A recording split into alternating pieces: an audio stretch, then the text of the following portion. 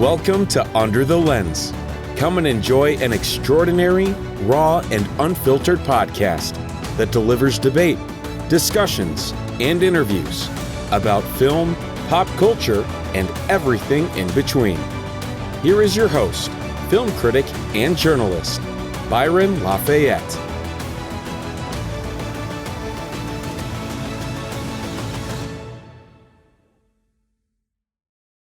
Awesome powers, adventures all over the world. Andy Xenon was the boy hero every kid wished they could be. But then he turned 18 and those powers suddenly vanished. No more adventures. What happened? This is the premise behind writer Tom Pinchuk's exciting new one-shot comic, Remember Andy Xenon, which is releasing on the new publishing platform ZOOP.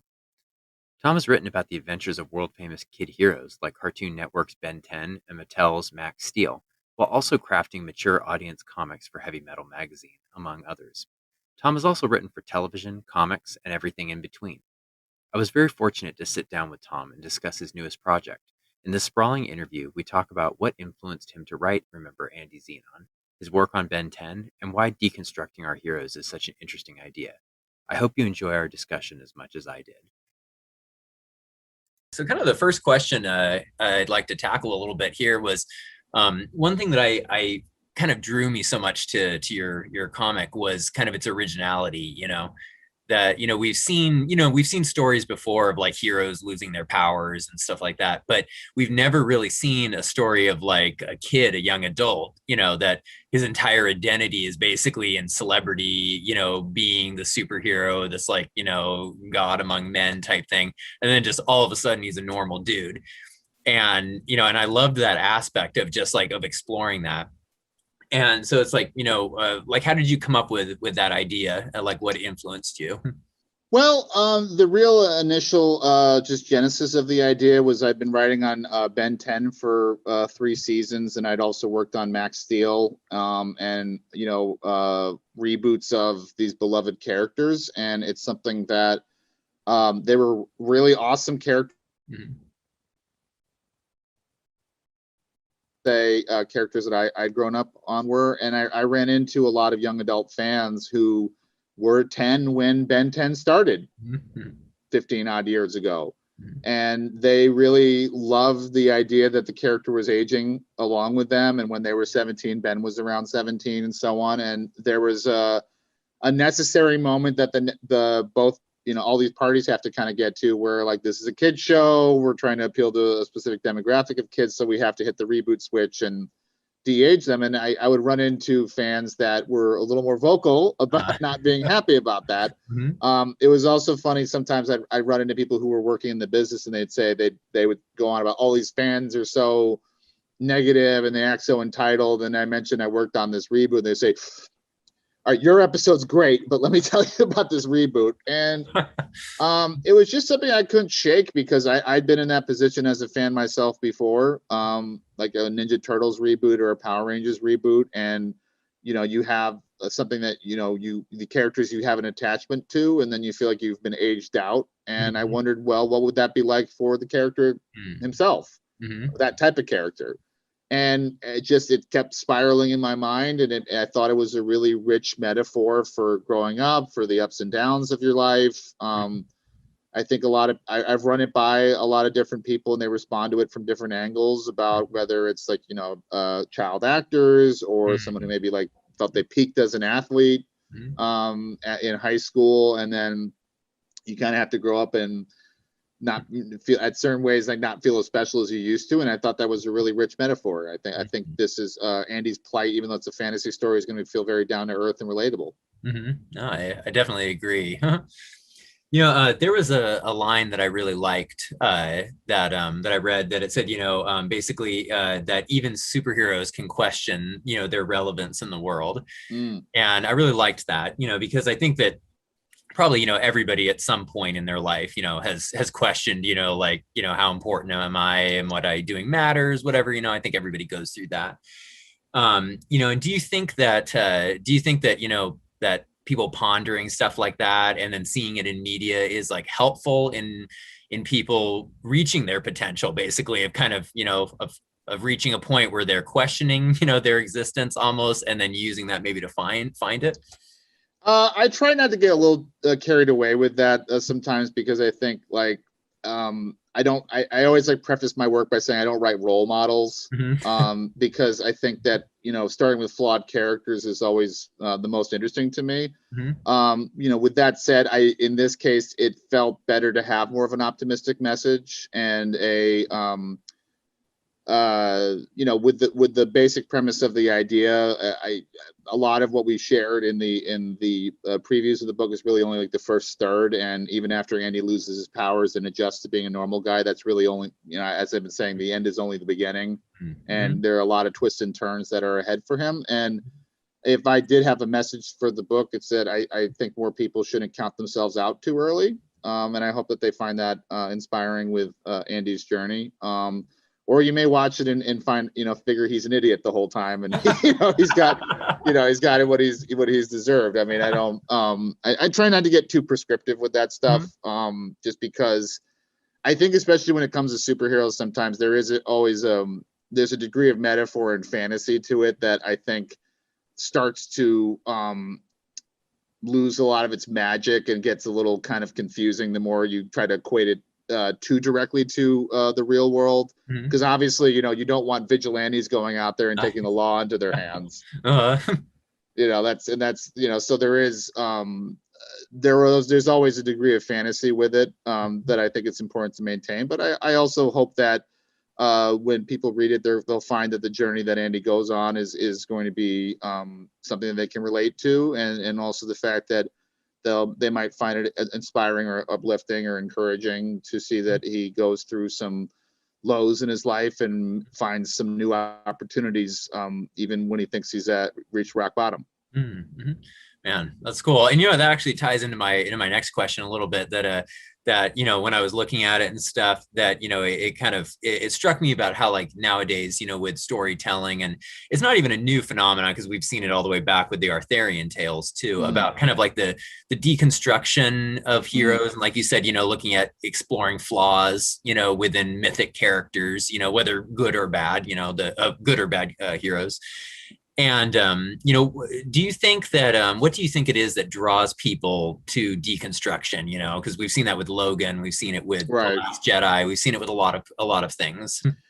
Well, I was inspired by this, that I'd been working in animation for a few years, and I had a show actually in development at Cartoon Network that wound up being a victim of the merger with Warner Brothers. It was a casualty of that. And I sort of had a moment after that of like trying to reconnect with what had inspired me to get into this business in the first place. And it was a lot of comics that were deconstructionists, weirdly enough. Like, that was actually more my entry point to comics, was things like Whatever Happened to the Man of Tomorrow, Astro City, The Death of Captain Marvel. I wouldn't say it's quite as deconstructionist, but books like that had taking more characters that had been initially designed with primarily for children and finding more mature angles on them.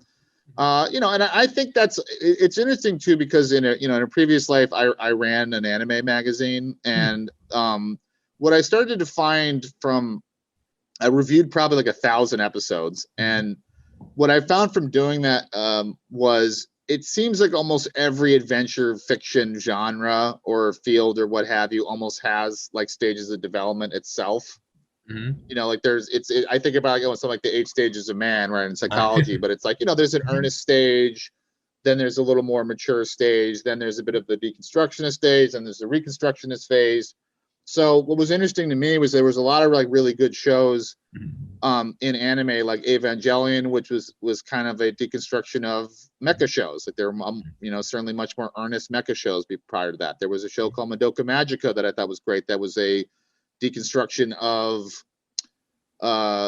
Sailor Moon. And I started to like ask around, and what I noticed as well was that there had been a whole series of novels in the 70s that this really great author Philip Jose Farmer wrote about trying to deconstruct Doc Savage and Tarzan. Like, he would write autobiographies of both characters and trying to make them work more in reality. So I think it's totally natural that if there are characters or archetypes or genres that have captured your imagination, and they'll never let go. And as you get older, you really start to have more grown up questions to ask about that, or areas you wanted to go in. So I mean, and the list would really go on. I mean, I think that I've seen, George Martin would talk about how Lord of the Rings, he loved the novels as a kid, but then when he got older, he asked more serious questions of like, well, what would ruling wisely and well as a king be like for Aragorn? And he concluded, well, he wouldn't survive as a king, actually, because,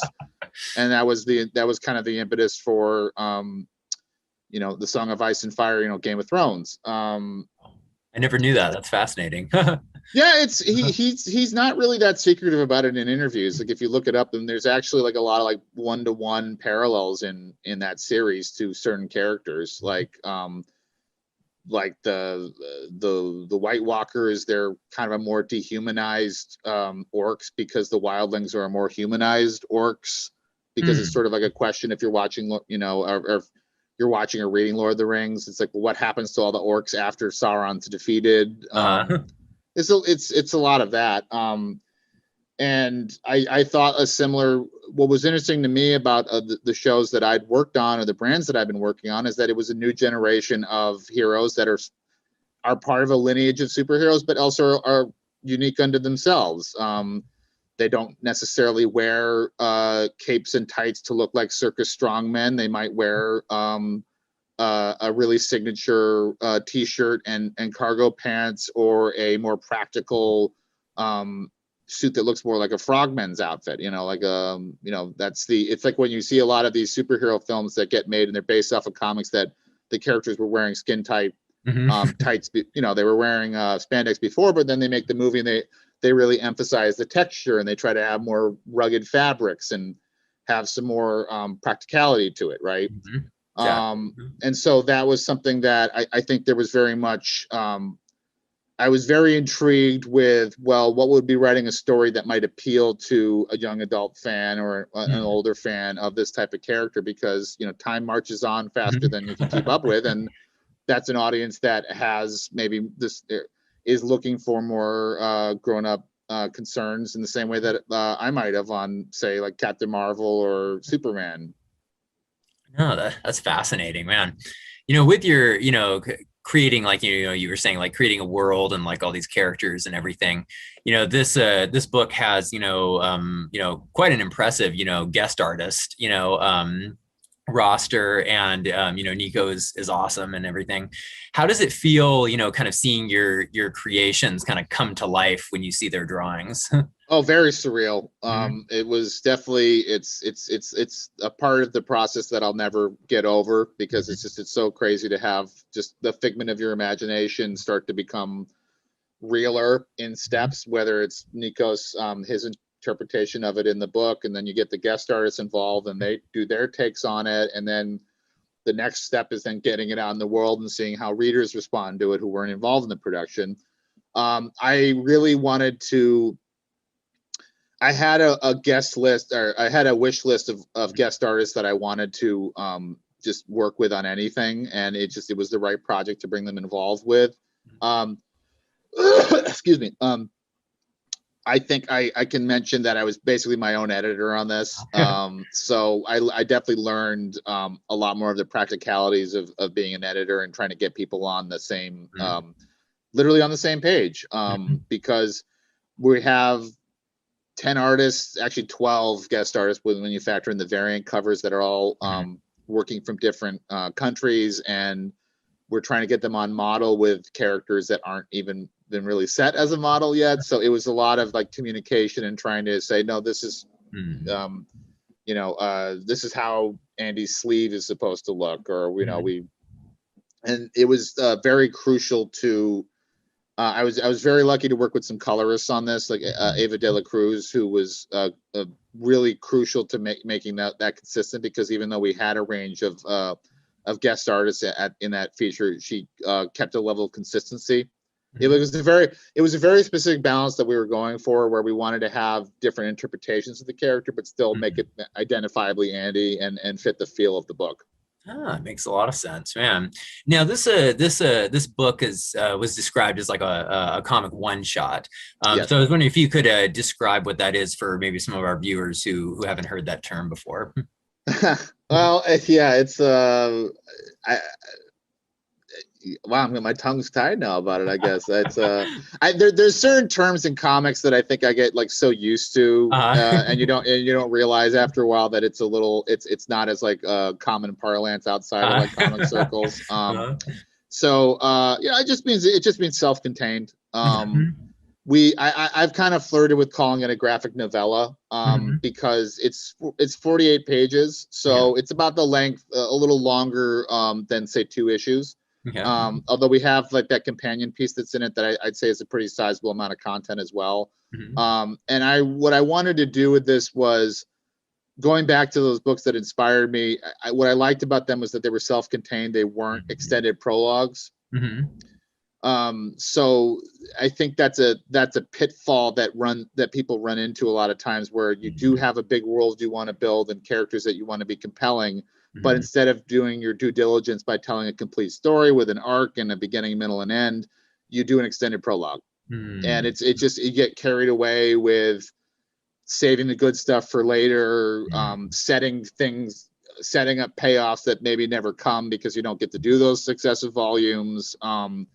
Maybe the pacing isn't as tight as it should be because you're banking on there being more.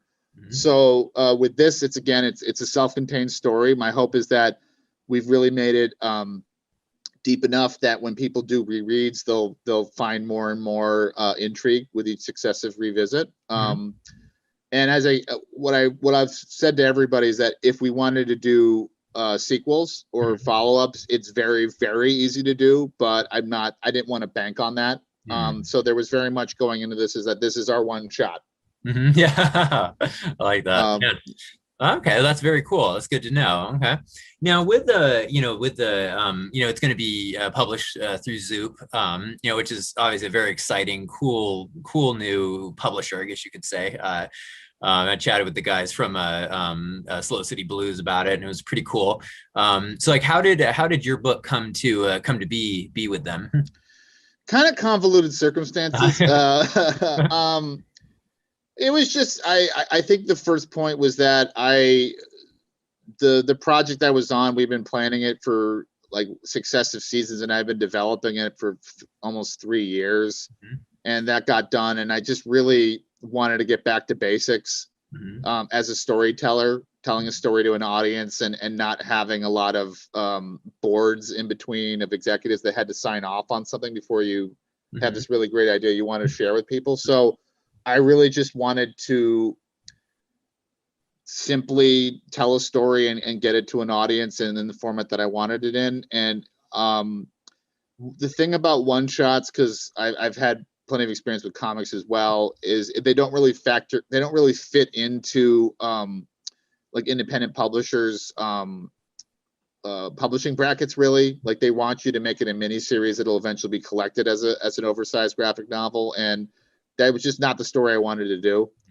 I really wanted to make it a one shot, so it made more sense to go directly to readers. And we were initially thinking of doing it on Kickstarter, and I had been speaking with Camilla Zhang, who was there, and it just, sometimes these projects take a long time to come together. And by the time I went back to talk with her, she'd actually moved on and was at consulting with this company ZOOP, and was trying to